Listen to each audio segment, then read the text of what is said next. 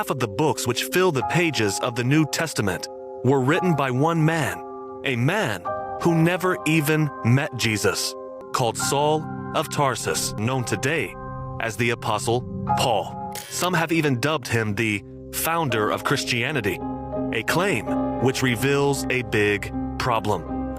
Even in the book of Acts, none of the 12 apostles lend that title to Paul. The only person in the entire New Testament to say Paul is an apostle of Jesus is Paul himself. If we listen to the words of Jesus, Jesus said, "If I testify about myself, my testimony is not true." Jesus was verified by a witness, John the Baptist, who passed on the torch of God's leadership to him. Paul had no witness and no one to verify his claim. In Acts chapter 21, Luke tells us that Jews from Asia at Jerusalem were disturbed by what Paul was preaching, that Jesus' death brought a new covenant, one which abolished the law of Moses and the Jewish people's position as covenant partners with God. Jesus taught that the nations of the world are under the rule of the devil.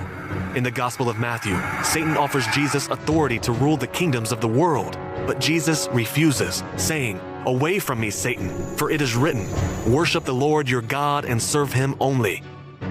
Jesus was a revolutionary who taught that submission should only be given unto God. So why did Paul preach submission unto tyranny?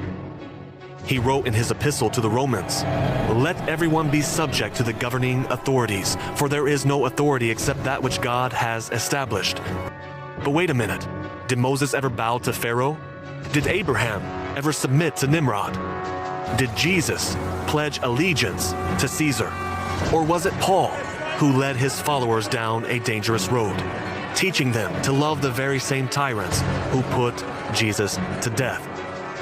So here we have two distinct camps, Jesus Christ and someone who comes along after Jesus, pretending to speak on his behalf while leading people astray, the opposite of Christ. Over the years, Paul dedicated his life to spreading his religion far and wide. If you take a look at Paul's overarching message, he made salvation effortless. He abolished the covenant, the agreement between God and mankind, and basically told people to follow their own desires as long as they believe in Jesus. Isn't he exactly the type of person Jesus warned about when he said, "Many will say to me, 'Lord, Lord, did we not prophesy in your name, and cast out demons in your name, and do many mighty works in your name? And then will I declare to them, I never knew you. Depart from me, you workers of lawlessness.'" Jesus came with a certain message to call the people back to God. But if you look at Christianity today, it is defined not by his message, but by the message of Paul. The Ephesians back in the first century chose to stick to the words of Christ. But what about us today? Fast forward nearly 2,000 years and most of the world has forgotten. Paul caused the religion of Jesus to diverge into two paths, and now you stand at the crossroads. Will you walk the straight path of Jesus Christ, or the one Paul paved, the road which leads to destruction? Beware of false prophets, which come to you in sheep's clothing, but inwardly they are ravening wolves. Jesus said this in Matthew 7:15. I say then, has God cast away his people? God forbid.